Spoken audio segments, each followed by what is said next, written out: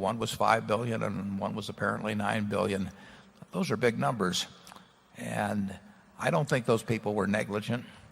And thank you. Bill Ackman from New York, New York.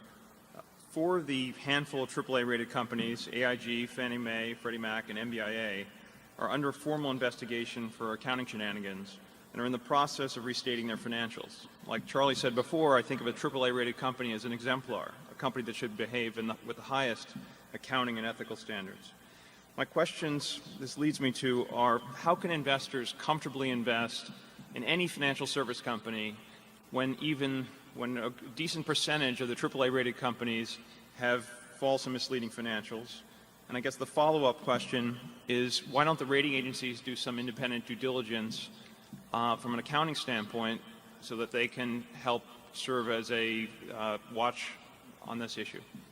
Well, financial companies are more difficult to analyze than many companies. I mean, it is more. If you take the insurance business, the biggest single element that is very difficult to evaluate, even if you own the company, is the loss and loss adjustment expense reserve, and that has a huge impact on reported earnings of any given period. And the shorter the period, the more the impact can be from just small changes in assumptions. We carry, we'll say, $45 billion of loss reserves, but if I had to bet my life on whether $45 billion turned out to be a little over, a little under, I mean, it'd be I'd think a long time. And you could just as easily have a figure of $45.5 billion or $44.5 billion. And if you were concerned about reporting given earnings in a given period, that would be an easy game to play.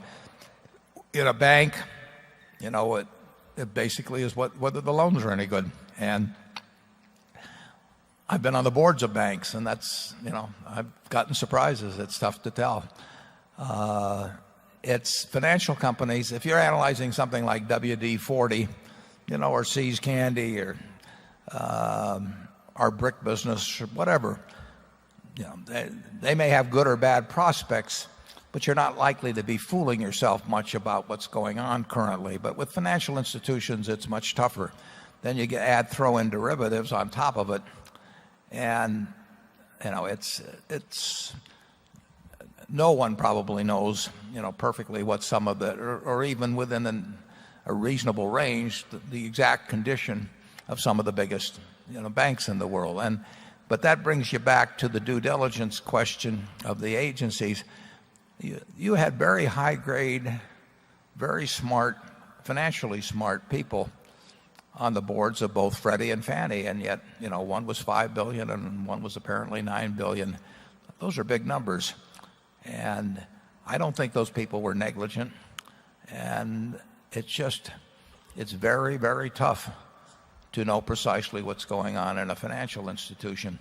Charlie and I were directors of Solomon, and Charlie was on the audit committee, and I forget the size of a few of those things that you found, but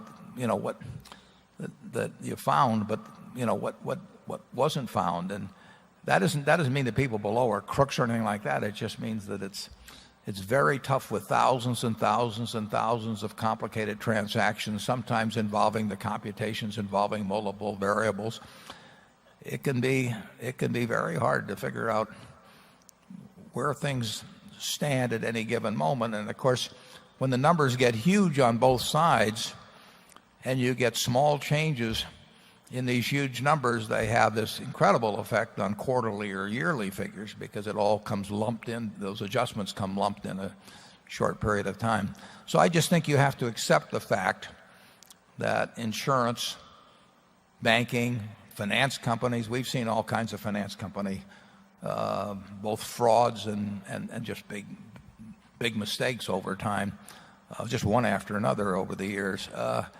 And it's just a more dangerous field to analyze. It doesn't mean you can't make money on it. We've made a lot of money on it, but it's difficult. Now, obviously, a GEICO, where you're insuring pretty much the same thing, auto drivers, and your statistics are much more valid in something like that than they will be if you're taking something that like asbestos liability, you're subject to far greater errors in estimation. Doesn't mean that people aren't operating in good faith, but I would just take the asbestos estimates of the 20 largest insurance companies. I will bet you they're way off, but I don't know in which direction. And that's sort of the nature of financial companies. I wouldn't fault the rating agencies in terms of not being able to dig into the financials and find things that all of the companies that you've talked about have had big name auditors, and our auditors at Berkshire, how many hours did they spend last year? I don't know what it would be, probably 70,000 hours. And I'm sure if you take major banks, they're spending more than that.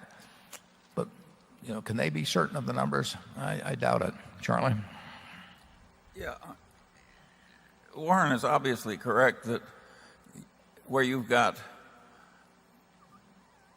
complexity, which by its very nature provides better opportunities to be mistaken and not have it come to notice, or to be fraudulent and have it not be found out, you're going to get more fraud and mistakes than you are if you're selling a business where you shovel sand out of the river and sell it by the truckload.